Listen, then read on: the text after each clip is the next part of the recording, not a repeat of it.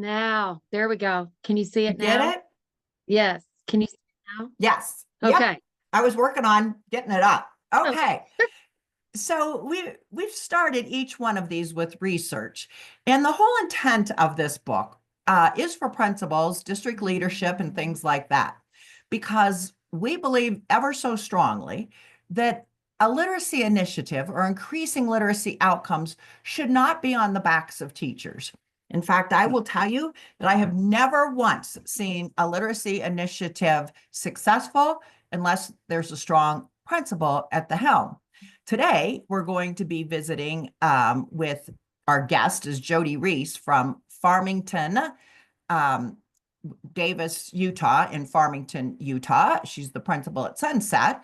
And so she's going to talk about what she's done based on the principles found within It's Possible and what we're going to be talking about today. But here's another piece of research. I shared one yesterday or last week, and last week's was on the number of studies, how much stronger a good instructional leader is, a good principal is, than an intervention based on 757 studies. So having a strong principal is incredibly beneficial. So look at this one. Replacing a principal at the 25th percentile in effectiveness with one at the 75th percentile in effectiveness can increase annual student learning in reading and math by almost 3 months annually. That research is out of the Wallace Foundation. If you haven't read it, I suggest you do, because a lot of the work that we do, in fact, all of the work that we do at Schools Cubed and in the book, It's Possible, is based on three bodies of research. The first, of course, is the science of reading. The second is what highly effective leaders do, and that's outlined in the Wallace Foundation.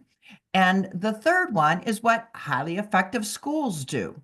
So I find it fascinating. The typical student has an average growth of about 7 months every year. And somebody's going to ask me where that comes from, and I never remember, and then I have to go look it up.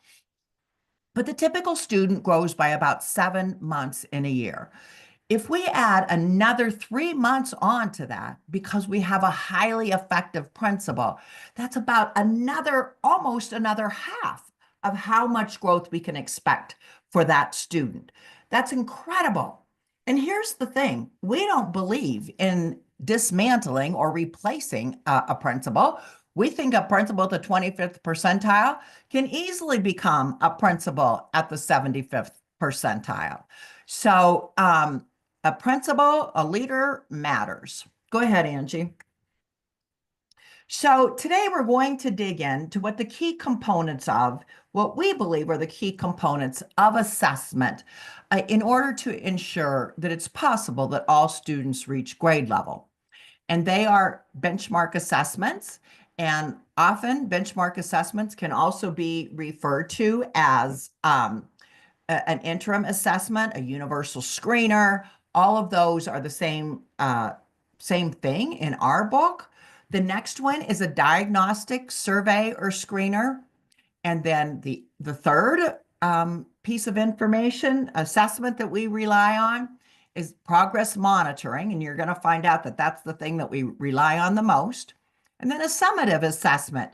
Typically, a summative assessment is either a unit assessment from your core reading programs or your state at the end of the year. We can get lots of information from that, although not enough to tell us exactly what's going on in reading. But all four of those assessments are critical in order to move the dial on literacy achievement.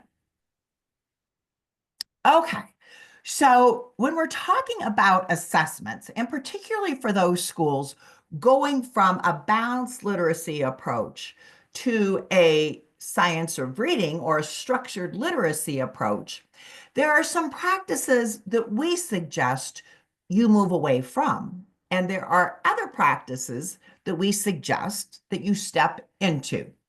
The first one is running records. They're clunky. And I used to use running records all of the time. But unless a teacher has been highly trained, um, we suggest not using a running record, but instead use a benchmark assessment or a screening assessment. Of course, our favorites are Dibble's 8, Acadians, uh, Ames Webb, things like that. The next one is observational assessments. When we lived in a balanced literacy world, many teachers took notes on how students were doing in reading to understand their daily how they were doing on a daily basis.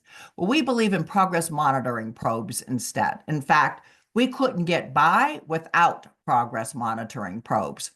Our most severe and intensive students should be progress monitored once a week to every 10 days. And our strategic or tier 2 learners should be progress monitored every 2 weeks to 1 month.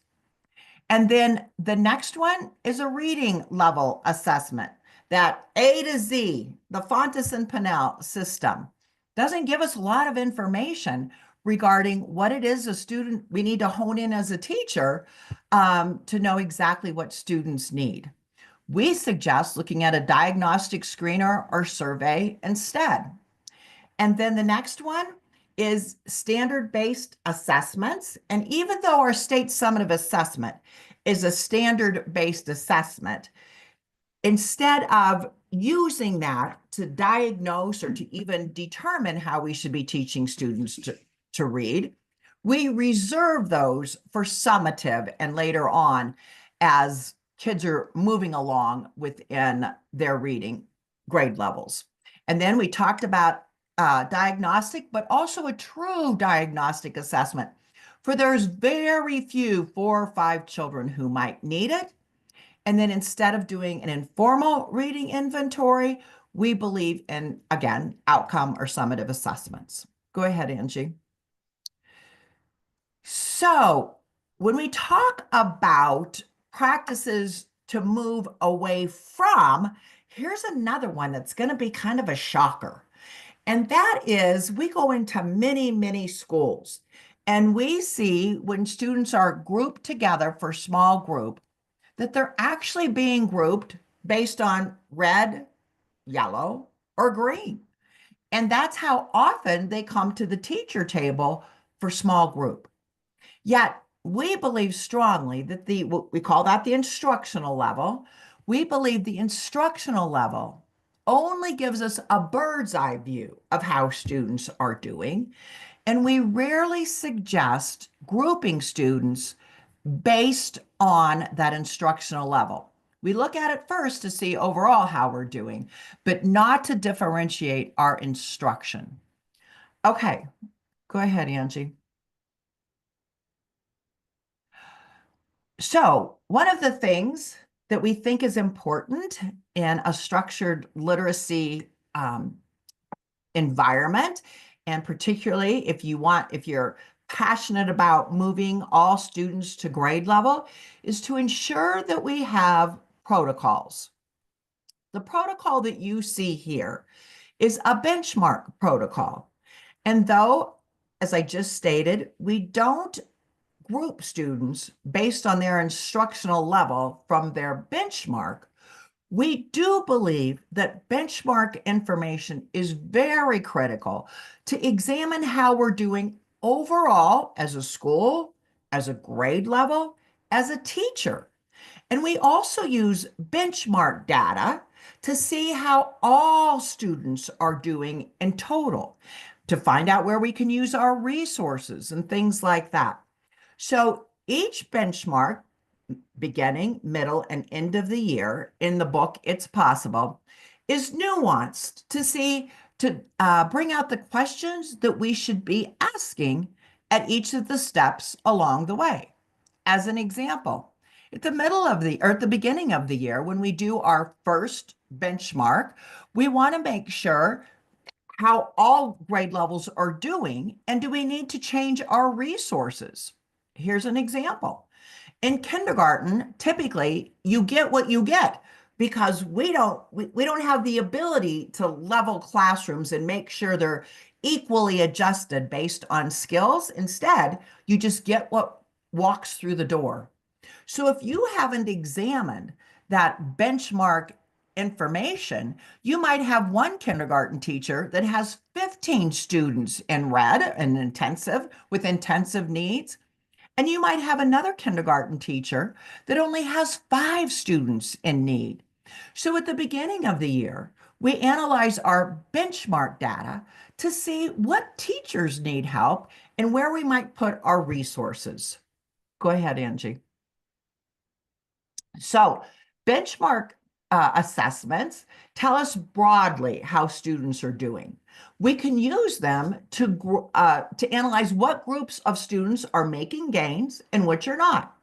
So as another example, on our middle of the year benchmark protocol, we ask schools to write down, well, what grade levels did make growth? Or more importantly, what teachers made growth?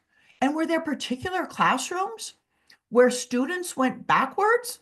Because that teacher might need help, not as a gotcha, but maybe she's a new teacher and she doesn't know how a good way of teaching using decodables, which would show up in her nonsense word fluency test. So we use that to see, does someone need help, both the teacher or the student? So again, the questions are a little bit different on a benchmark protocol at the middle of the year than they are at the beginning of the year. We just talked about we can use our benchmark to determine what teachers are making gains and which ones are not.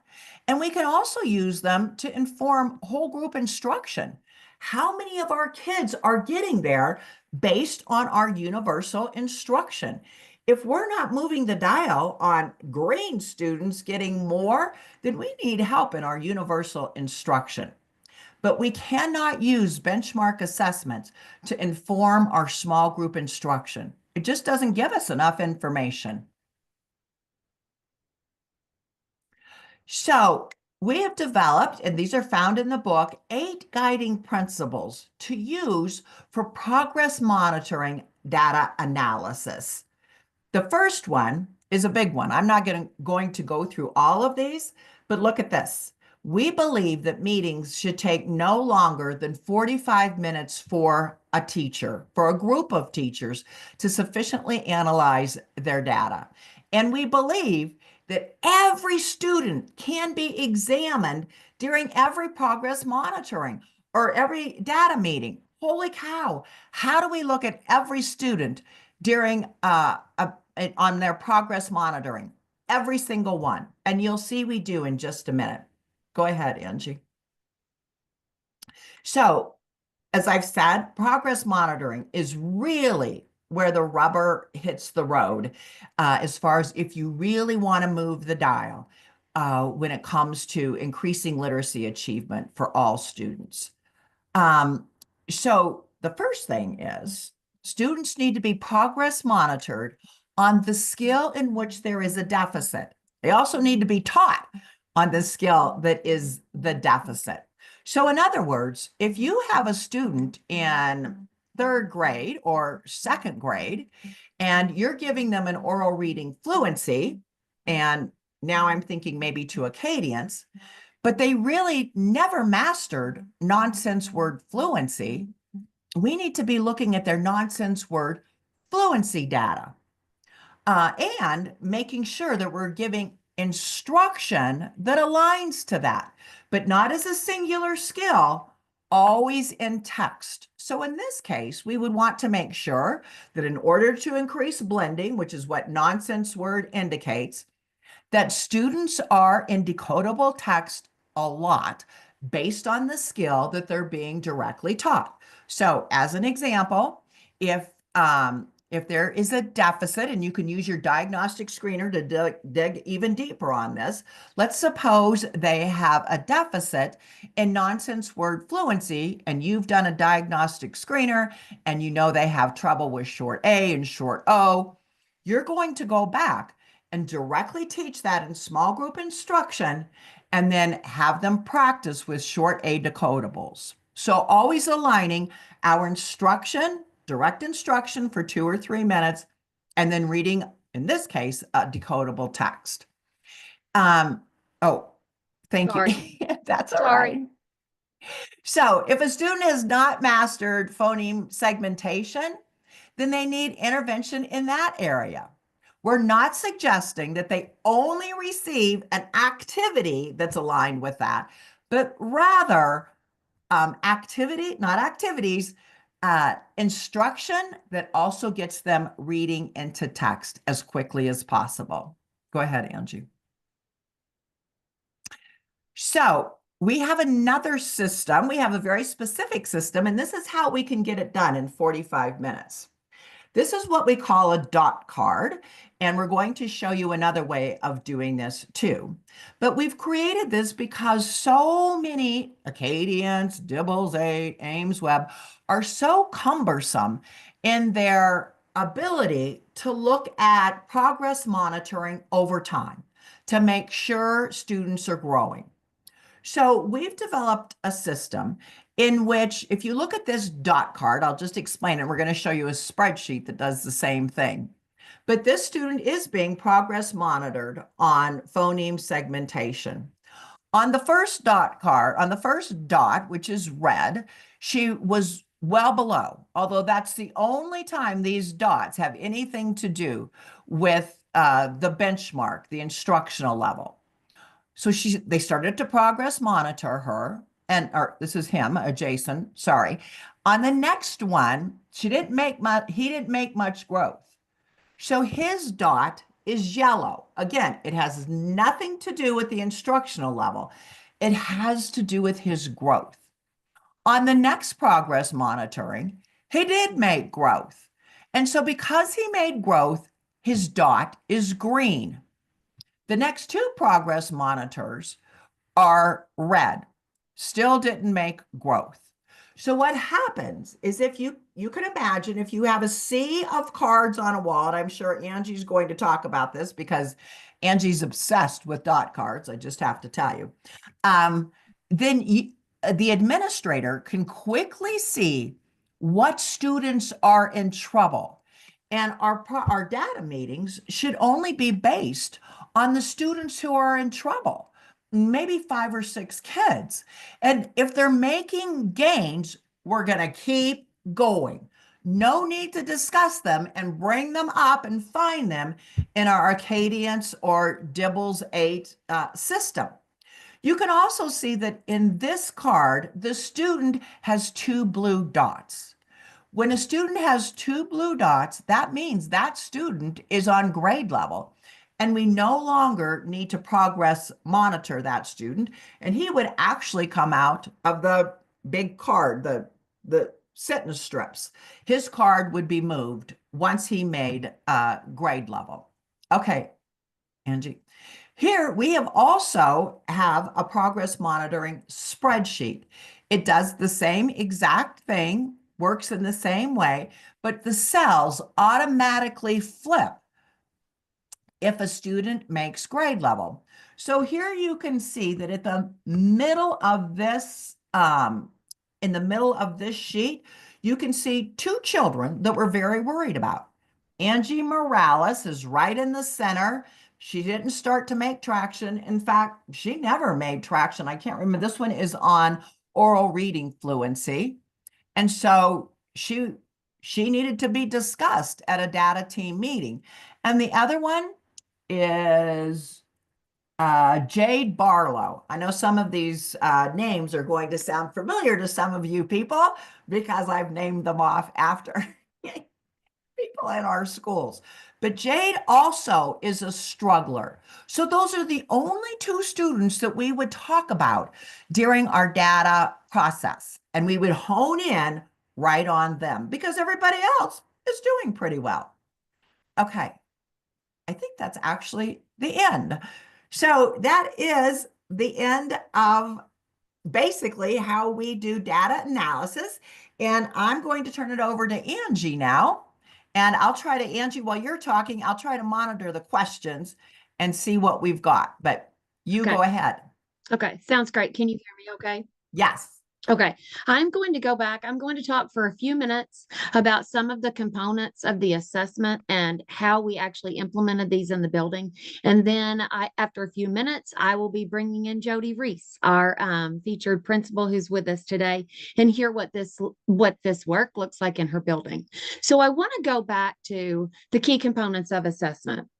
And Patti talked about benchmark assessments, and I just want to talk about how that work transformed, because how it was being done originally and then what it then changed into. And the first thing was we were doing it. We were doing benchmark assessments, 3 benchmarks a year. But the thing about it was we were not drilling down student by student.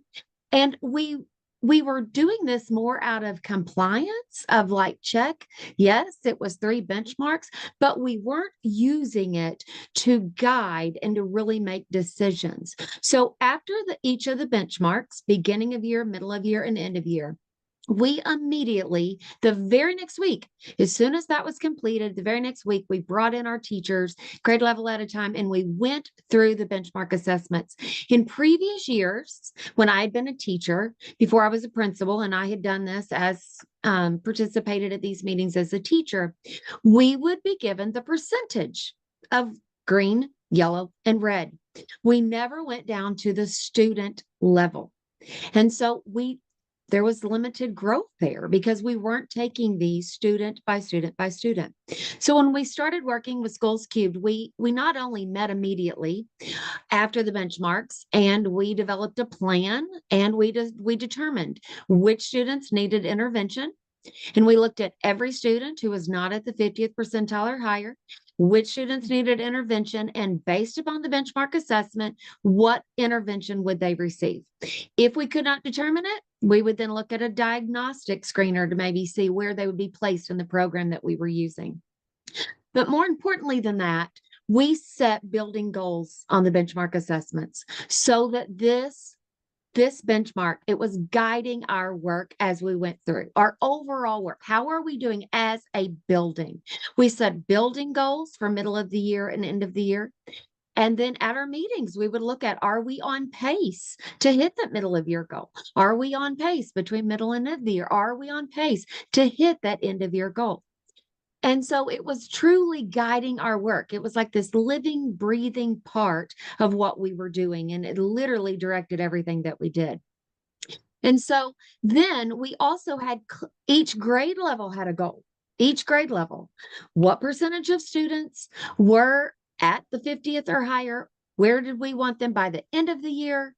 And then from where they were at the beginning to where they were at the end, where would about halfway be? And we would set that as our middle of the year goal. And we set rigorous goals for ourselves. We had very high expectations for our students and ourselves. And then we met. But the thing about it is we were constantly discussing the data, because there is a statement, there's a sentence that has always stayed for me from the very first time I read the Wallace Foundation after Patti sent it to me. And a sentence in there says that highly effective leaders have instructional conversations. And so we were constantly talking about the data. Now, the other big change for us was progress monitoring. One was not everyone who needed to be progress monitored had been progress monitored in the past. It would be maybe students with an IEP, or maybe students in only the lowest of tiers. And often that was a lot of students, so they would kind of limit that. Well, we looked at anybody that wasn't at grade level, they were being progress monitored. And as Patti said, if they were close to benchmark, if they were close to where they needed to be, that would be monthly or every other week. But the students who were strategic, the tier 3 students who seriously we needed to look at, we progress monitored them weekly, and it was done consistently with fidelity. But it wasn't just done as, again, it had been done in the past. It was talked about, every single student. And so that leads me to dot cards. So I'm going to now advance to the dot cards. And Patti's right. I became obsessed with the dot cards. Now, as a leader, I want to point out this was the biggest change that we did in my time as leadership at Matthews Elementary. And it was by far the thing that I had probably, I would say, in looking back, the most pushback from. And in retrospect, I honestly believe it's because one, as a team, we did not understand the power that these cards would have. That was first and foremost. The other thing was, I don't think teachers and really just teachers in general, not just our school, I don't think that everyone understands exactly what progress monitoring tells us. Because once this work began, we never would have stopped doing it ever. It wasn't even questionable because the progress monitoring tells us if what we're doing is working. So our our groups, our intervention groups, and our small group instruction groups were, as Patty said, not set up on red, yellow, green. They were set up on skill gaps. And then the students received explicit, strategic, systematic instruction on exactly the skill gap. And then we were with as Patty taught me, a laser-like focus, looking at that data every single solitary week and not just looking at it, having data conversations about it. So we had what we called dot card meetings where teachers came together every single week. They started out being about 45 minutes. We got it down to 30 to 35 minutes because we would come together. Teachers had already filled out the dot cards. We would bring those together. And the beauty of it was everybody in the school would talk about the students with the red dots. And we had a member of our team one time say, I love it because when we're talking about first grade, everyone in the room becomes a first grade teacher. We all begin to think about what does that student need? And those dots told us if what we were doing in intervention and if what we were doing at that differentiated small group instruction with that teacher at the teaching table, was it working? Was it working or was it not working? If it was working, we continued. But look at those red dots on the card. We had this happen all the time. Green dot, yellow dot, and then red dots. We knew we had a problem. In a conversation, we would come up with a plan. And the thing that leaders need to know that we need to point out is teachers do not leave these meetings without a plan. It's a plan, and the leader must be present because we're leading these conversations. And then the teachers have a plan for what they're going to do the very next week. And so then you can see after those conversations, look, a green dot. And that was the pattern. And then my favorite part about the dot wall our dot cards were they were our walls, and all the students who were not at grade level, they had the dot cards. But the beauty of the work is if you're doing it and you're looking at it every single week and you're having the discussion every single week, that's when progress happens. As Patty said earlier, this right here, this is where the rubber hits the road. This is when the data starts going. And this is when the students start making growth. And we were able to have celebrations and take those dot cards down. And we kept them. We kept the stack and we kept that stack in the data room. Look at the students who are no longer being progress monitored. Look at the impact that the teacher's instruction and that the interventions that the students are receiving. Look at the impact it's having on the students. So we did talk about this on a weekly basis. And I will say, it became something then that was not only embraced, it became a non-negotiable in our building. There was a time when I became very sick. I had pneumonia. I was not able to be in the building, and it fell over. I missed 2 Fridays, actually. I didn't miss 2 full weeks, but I did miss 2 Fridays. And that's when we had our data team meetings. And the principal of the building now, who was on the building leadership team at the time, she's now principal in Matthews Elementary. She's on here today, actually. I saw her name earlier, Miss Christy Kennedy. And she called me, and I was sick. And she called me and told me about the growth. And I'm such a dork. I have goosebumps right now thinking about it. They had the meeting without me there, because it had become such a vital practice of, is what we're doing working? So the big changes were we met immediately after the data. We used that benchmark data to see how are we doing as a building? our program, our reading program, the resources we're using are we making progress as a collective building? But then every student that needs to be progress monitored, that was set up, it was set up strategically, whether it needed to be monthly, whether it needed to be weekly, but then the conversations happened. And my final thing is, it told me where I needed to be the very next week as a leader. And it told me the support that I needed to give to those teachers or the intervention teachers. And here is what it told me. Let's say, and you could stand at the doorway, and I would model this for visitors when they visited our building. I could stand at the doorway and say, let me tell you, see those 6 cards? That's where I need to be next week. And if you look, they're all in the same classroom. And they're the same skill level, and they're all working on the same skill. Look at the skill on that dot card. They're all working on the same thing. So do you know where I'm going to be? I'm going to be watching their small group instruction and giving feedback to the teacher and letting that teacher know it's not that they weren't doing the best they could. It's that, did they need extra support, or did they need extra guidance on what they needed to do? Did they need to change what they were saying out of their mouth to the students at the teaching table to get a higher impact and to get growth? Or we noticed a trend and we might have an intervention group all had red dots or yellow dots. So that told me then I was in the intervention room watching those students and seeing what they got. But the cards not only directed what the teachers did, and it just becomes a beautiful system. It's not guesswork. It truly is a system. And it becomes beautiful because it works. And it's this continuous cycle of growth for our students that constantly informs us. And I want this to stay with you today. Is what we're doing, is it working? So, and one change was we had always had a one size fits all. And that's why we weren't seeing the growth. But our intervention became based on skill. And our teacher groups, again, had been red, green, yellow, and those also became based on skill deficits, and students were based on skill gaps. And then we addressed it with strategic, explicit, systematic instruction. So at this point, I'm going to bring in Jody Reese, our principal, and I am going to stop sharing at this point, and I'm going to bring Jody in. Jody, if you, yeah, I can see Good she is morning. unmuted. Good morning, Yep, good Jody, and morning. welcome. Thank you. So we want to hear all about the amazing work and the amazing growth and the data that you're getting with your staff. So if you will, please tell all of our guests this morning about your role, where you are, your building, your staff, and just introduce yourself to everyone today. Awesome, thank you. I think it's really hard to follow what Angie just said. She gave you the happy version of all the things. I'm gonna point out the muddy muck, drag you through the mud kind of version that I've been going through.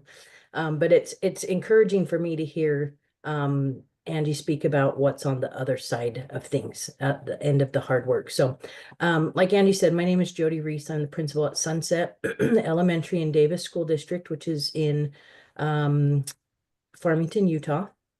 And I have been in education for 25 years. The last 7 of those years have been as a building principal at Sunset Elementary. And my most recent 3 years has been working intensively with Patti and Schools Cubed, and trying to build those same systems in my school that Angie just talked about. Sunset Elementary is a Title I school. We have about 400 kids, and we have, excuse me, I currently have 15 gen ed teachers, a couple of sped teachers. We use SIPs at our school as our tier 3 reading intervention that helps build the reading progress for our kids. This year we are in a unique situation. A school just to the north of us closed, and so we inherited a whole new school of kids. And so that's brought in some behavioral and cultural community things that have impacted maybe a little bit some of the things that have been happening at our school. So we're probably going to see a natural dip in some of our data this year just because of those changes. It doesn't mean the good things aren't still happening. It's just part of change, right? So that's a Yes. little bit about Yes. us, Sunset Thank you. Elementary. So you brought up SIPs, and I talked about dot cards. And so, if you will, Patty had said there's another way to track the progress monitoring data. Will you go through now and explain to us about SIPs and the SIPs tracker and how you use that to Yeah. monitor your progress in your building? Absolutely. So, when my Schools Cube consultant Janelle Fuller reached or started talking to me about dot cards, I was like, what in the world are you talking about? And what do you want me to do? That That's is the most exactly crazy how we thing. felt. Yeah. That is the most crazy thing I've ever heard. I could not even picture it in my head.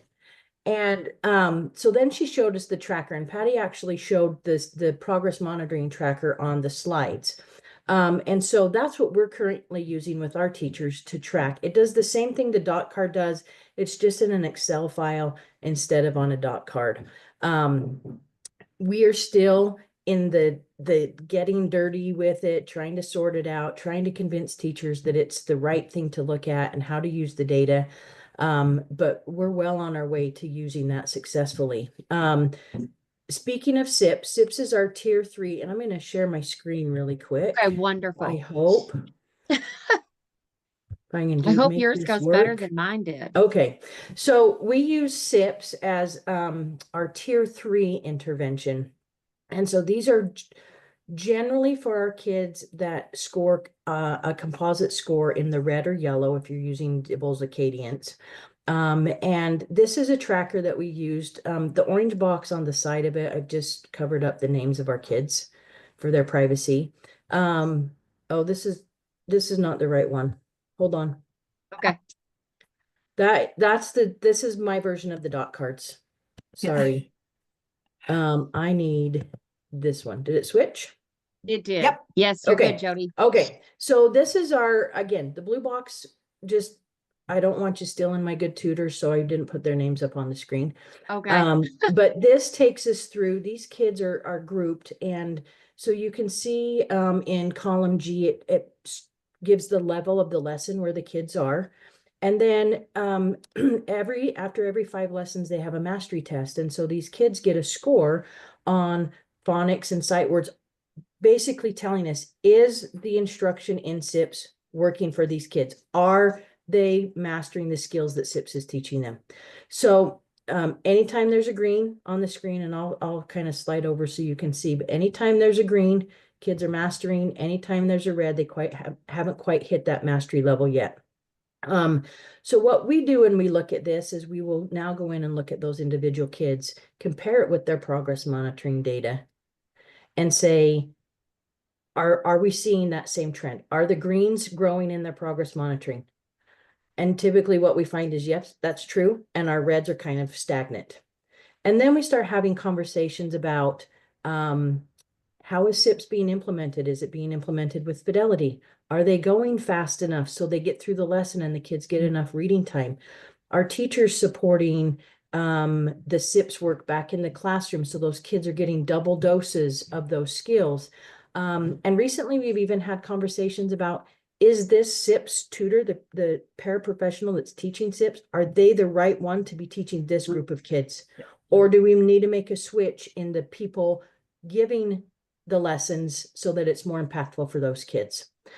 So this is just another level of data that we use to track our tier 3 intervention, and compare that with the growth that we're seeing or not seeing according to Acadians data. Thank you for sharing that. In You're in very our welcome. in our prior conversation, in planning for this, you talked about one of the levers for change was truly the instructional conversations that you have with your teachers and your staff. Can you expand on that a little bit? Because Yeah. Patty, the book really goes into that it's the leader. It's the leader who needs to be having these conversations and doing this work and truly leading it. So can you talk to us about how you've done that and the impact it's had in your building? Yes, it has been the hardest 3 years of my career. But the most, and Patty laughs because she knows we've had conversations about it.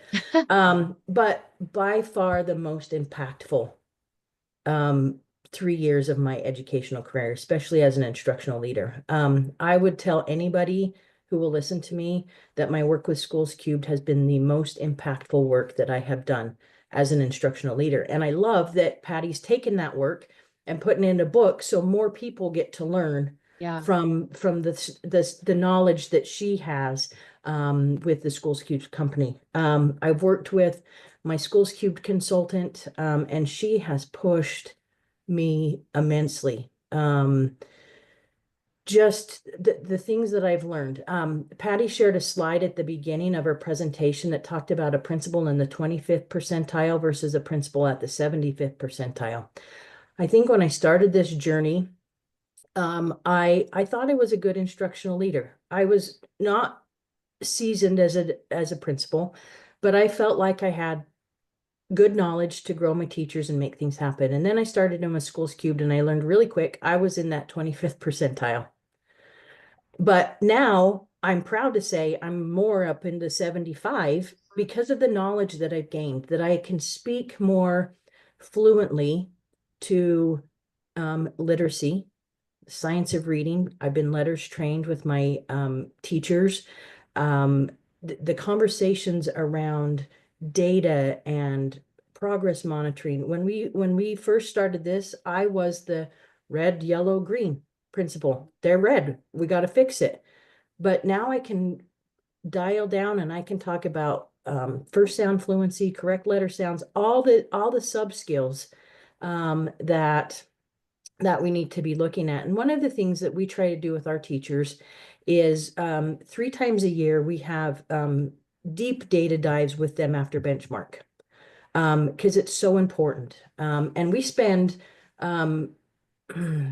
between a half and a full day with our teachers on every grade level to just dive deep, answer their questions, help them understand the data, plan for tier 1 instruction if changes need to be made, plan for tier 2 instruction, and help them build the systems around tier 2. And then about every 6 weeks after that, so partway in between those benchmarks, we have a shorter, about 45 minutes is what we have, progress monitoring data dive with them, where we look at how are they doing, what kids do we need to focus on, who can we move, who are we not moving, why, what's working, what's not, and then continue to revamp our plans for that small group intervention time. So those are some of the conversations we have, and it's not me alone. I have an amazing instructional coach who is far wiser than me, and I'm glad I get to learn from her every day. And she's actually on the call today, and I love that I get to work with her because I couldn't do this by myself, but I know and understand that it is my work to do, to lead. I have to lead. I can get a team around me to support me, but it's absolutely my work to lead. And when my teachers see me being able to eloquently talk, sometimes, about literacy and the things we need to do, it really truly makes a difference, because then they know what I'm talking about, and then I'm going to hold them to it. Absolutely. So this is often, though, a big learning curve for an administrator. And that was one of the things that you and I talked about in the prior conversation too. It's a big learning curve for the for the staff as well, but for the administrator leading the work. Can you expand on that and how you felt? Because I think it's powerful for other leaders to hear that it is a learning curve. Yeah, it definitely is. So I remember it was about this time 3 years ago, I got a phone call from our then director of teaching and learning, who now happens to be a consultant with Patti. Patti steals all of our people. But she called me and she says, hey, I have this opportunity to work with Schools Cube. She gave me the 30-second version of it, and I started to cry right on the phone because I knew that this is exactly what our kids needed, because we had struggling readers and we were okay with 40% of our kids being proficient. And that was just gut-wrenching to me. And so I didn't even know what I was saying yes to, but I said yes. And there were days that I was like, forget it, this is not worth it. But truly, it has been the most impactful work. It is a huge learning curve, because administrators typically don't have a literacy background. Some might, if they kind of came up with literacy as they, progress through their career. I did not. I was a balanced literacy teacher in upper grade, so I had no idea what phonics was or phonemic awareness. I just gave kids a book and said, here you go, do your best. And so I had a lot to learn. I had to learn the things that that younger grade teachers just knew because they worked with phonics, they worked with phonemic awareness, they worked with sight words. I didn't know those things. And so um, there were days that I was just defeated, completely defeated, thinking, I can't do this. This is too hard. I know it's the right work, but it is killing me. I just don't have the capacity to do this.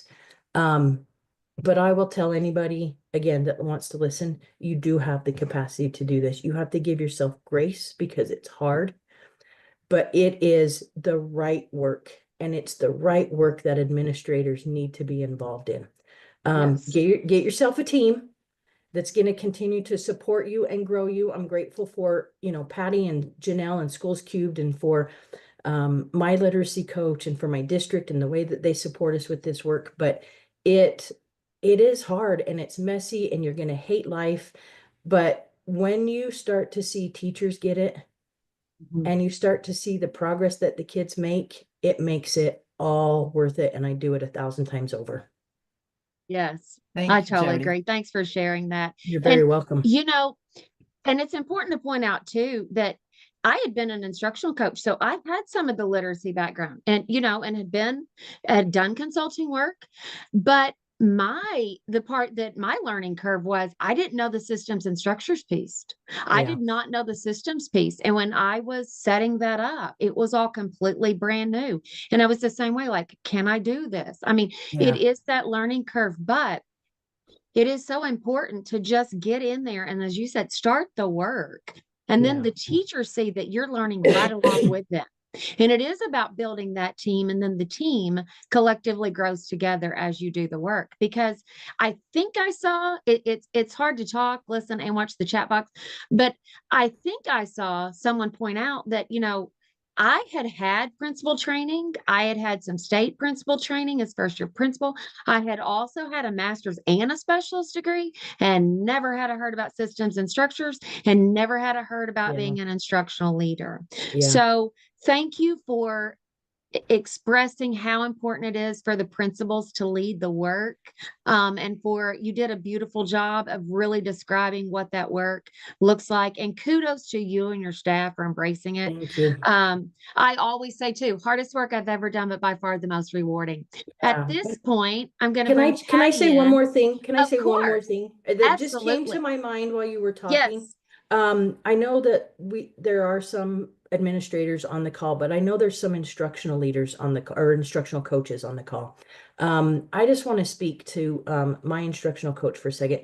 She pushes me. This last round of data meetings that we had with our teachers, she very easily could have taken it and done an eloquent job of it, because that's her scope of her work. Mm-hmm. She made me do it. She made me run it as the instructional leader. And I'm grateful for that. At first, I was like, oh no, I'm not ready for that. She made me do it.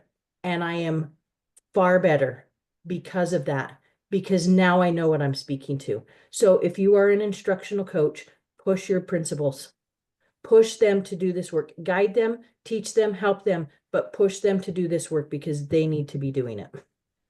Oh, so well said. I got goosebumps from that. Patti? Well, yes, I want to jump in and take off from what Judy said right there, because here's why we can't just turn this over to the instructional coach folks. Number one, it's the principal who's the evaluator, not the instructional coach. And it's the principal who needs to establish a culture of all means all. So that's up to the principal. That's not up to the coach. It's the principal who needs to put into place the systems that are going on in the schools, not the coach. And I was in Utah, and some of the people who I spoke to all day are on this call. And I just want to say, I want you to imagine this, that if we really want to get 100% of kids reading at grade level, which I will tell you, I know is possible. That's why the book is called It's Possible. We can't do it if only 50% of the teachers know how to do it. And when we're talking about instructional coaching, it's as it should be voluntary. Please help me with this. That's exactly what it needs to be. But we have found that about 50% of the teachers don't ask for help. So then who is that incumbent upon? The principal must lead those teachers as well.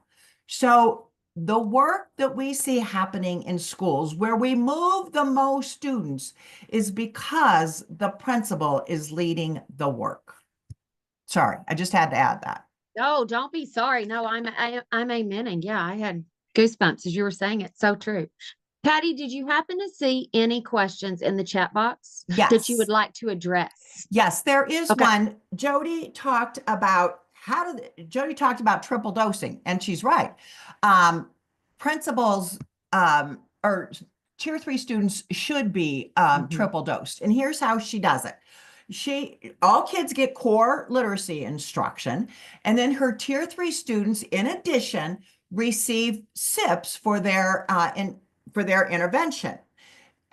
If you are familiar with SIPs, there is a reading component attached to SIPs that aligns with their what their instruction is in SIPs. So it's a book.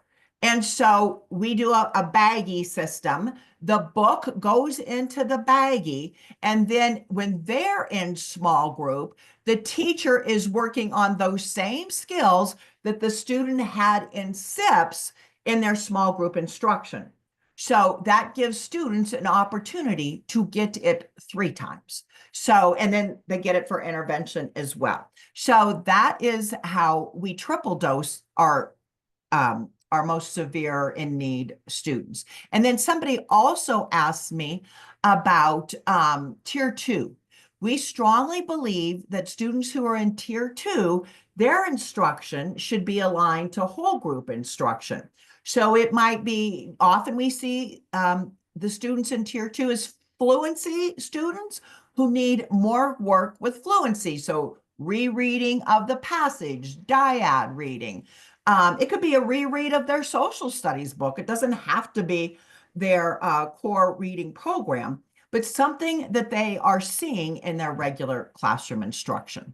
So that's how we get tier 2 in. Thank you. Mm-hmm. I would like to just read one comment. I always jump at the opportunity if I ever get it to quote the incredible, knowledgeable Dr. Jan Hasbrook, but she wrote something in here that I hearted in the chat box. Principals should inspire the desire to reach those literacy goals. And that is so true. And it's that building leader who's driving that work and saying, we can do this. Like when Jody said, you've got your doubts, but you're still telling the team, we can do this. We can do this. And it is so powerful when they actually start reaching those literacy goals. But we set the tone for that to inspire the teachers to get there. Angie, I'd like to add a little bit on to what Jan said, because she's right. And there's actually research that goes along with that. And principals, highly effective principals, inspire with data. They don't hide the data. They make it very upfront and say, okay, you guys, right now we're at 45% proficient. By the end of the year, we're going to be 64% proficient. Angie talked about her goals, and she's right. I mean, I've been on it with Angie many times where they made their end of year goal by the middle of the year goal, and they would have to adjust it.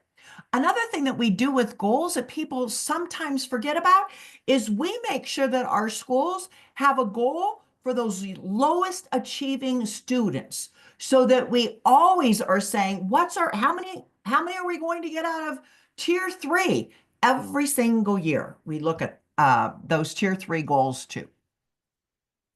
So at this time, it's time to wrap it up. So I'll ask anybody if anyone has a closing thought, and then we'll go to Donna to see who our prize winner is today for our giveaway book. Jody, is there anything you'd like to say in closing? No, just thank you. And you guys are doing the right work. Literacy matters. Thank you, Jody. Thank you, Jody. And thank you for the work you're doing, you and your amazing team. That's right. I would just like to thank everyone for being here. I will say this because Patti Montgomery won't say this. So I'll say this, but she kind of has a little harder time saying it. The beauty of Schools Cubed is that when you do the work, the growth happens. It just does. It happens. I feel personally, because I've lived it, it is the answer to transform and turn every school around in our country. The beauty, though, is now that it is in book format and it's not just a sales pitch. I honestly believe this because, Schools Cubed consultants couldn't get into every single school in our country, but we now can have the book on the desk in the office with a leader in every school. And so that then they can actually learn what this work looks like. It's there. There are resources in there. So sorry for that sales pitch, but Patti Thank doesn't you, always Angie. do that. And I just wanted to say that. So Patti, do you have Thank anything you. to say before we turn it to No, Donna? no, that was lovely. Thank you. I'd like Well, Donna you're to end. welcome. You're welcome. Donna? All right, everyone. That was so informative. I mean, really, you can watch this webinar and read the book and get your school started if you are so motivated to do so. So our winner today is going to be Christina Samuelson from Texas. She was our first arrival on the scene this morning, so I think she deserves this book. Congratulations, Christina.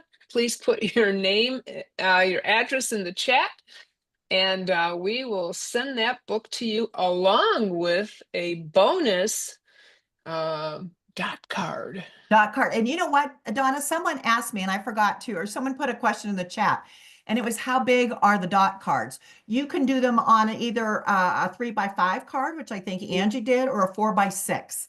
And so I will attach that to the recording so that you can make your own dot cards. Beautiful. And I know when I was at Angie's school, they had that I think in the teacher's lounge, I think. The data room. It was in the data room. Oh, the Yeah. data room. So Yeah. it's where no parents are Kids. in there, Mhm.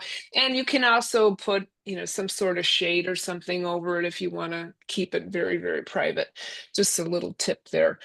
Okay, my friends, I love this work. It just gives me chills, and thank you all for being here, and we'll see you Thank you. next week. Yes. All right.